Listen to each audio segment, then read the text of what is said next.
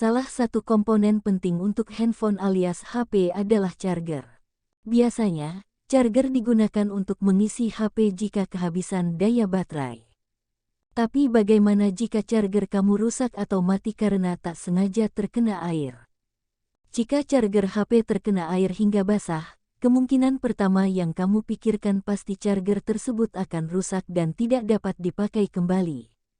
Jangan buru-buru beli charger baru dulu. Ada berbagai cara agar charger yang mati terkena air bisa digunakan lagi selama masih basah. Hal ini akan membuat semua komponen charger jadi korsleting.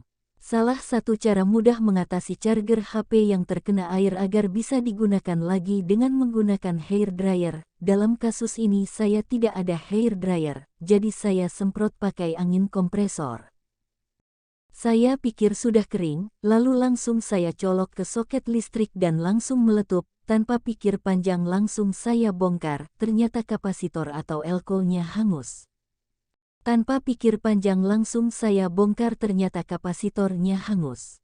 Mengganti kapasitor ada 3 aturan. Aturan 1 sudah jelas, kapasitan UF harus sama. Ada yang mengatakan ukuran UF boleh sedikit berbeda tapi tidak jelas sampai selisih berapa. Amat sangat disarankan mengganti dengan kapasitan UF yang sama. Aturan 3 sudah jelas, posisi kaki kapasitor positif dan negatif. Bila salah pasang maka kapasitor akan meletup. Aturan 2 harus diperhatikan. Pada gambarkan seperti di bawah ini. Misalnya kapasitor yang diganti menggunakan angka 470 UF 16V. Kapasitor dapat bekerja dari voltase 5V, 10V sampai maksimum 16V. Arti angka voltase di kapasitor adalah voltase maksimum yang dapat diterima kapasitor.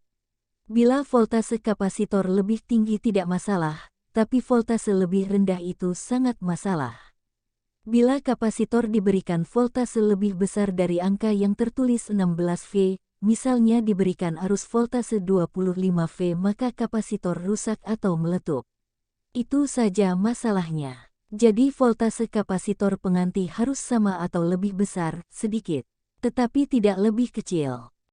Sebagai contoh, kapasitor lama 470 UF 16V dapat diganti dengan 470 UF 16V, 470 UF 25V, asalkan angka UF harus sama.